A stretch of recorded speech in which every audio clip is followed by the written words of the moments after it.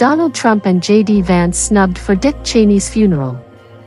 Biden and Bush were in attendance for Republican service, along with all other living former vice presidents. Donald Trump and J.D. Vance have been snubbed by not being invited to former Vice President Dick Cheney's funeral, taking place on Thursday, according to a White House official familiar with the matter. Cheney, the former U.S. Vice President to George W. Bush and Republican defense hawk who became a fierce critic of the current U.S. President, died earlier this month at the age of 84.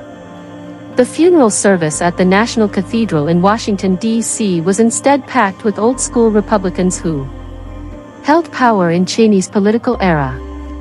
Bush delivered the eulogy at the 11 a.m. service. But in the front pews was a bipartisan group: former President Joe Biden, former Vice Presidents Kamala Harris, Mike Pence, Al Gore, and Dan Quayle, former House Speaker Nancy Pelosi, and U.S. Supreme Court Chief Justice John Roberts. Notable absences included Barack Obama and Bill Clinton. A spokesperson for Clinton said he had an unavoidable scheduling conflict. In a further twist that perhaps illustrated the degree to which Trump has reshaped the nation's political landscape and forged unlikely alliances, Liberal MS Now host Rachel Maddow made an appearance at the service. Trump's exclusion came as little surprise, given his animosity towards Cheney's daughter Liz, the former Republican congresswoman who served as the vice chair of the House January 6 committee and was deeply critical of Trump's role in the Capitol riot.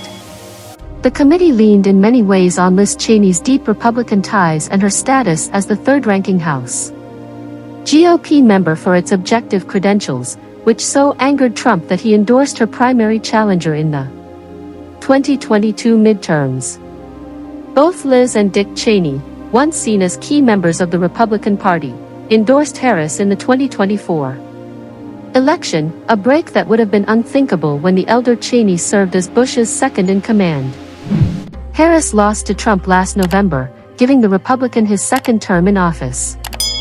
Regarded as one of the most polarizing vice presidents and once likened to Darth Vader, Cheney died November 3 of complications of pneumonia and cardiac and vascular disease, according to his family.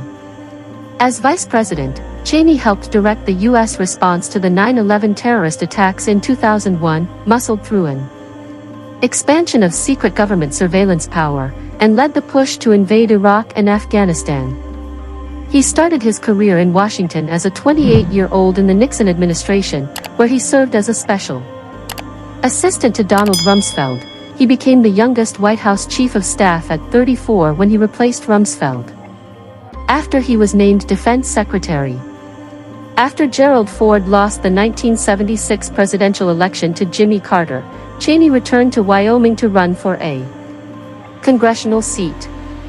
Cheney spent a decade in the U.S. House, where he rose to being the House Minority Whip. Cheney resigned his congressional seat to join the George H.W. Bush administration as defense secretary and oversaw the U.S. operation in the Persian Gulf War.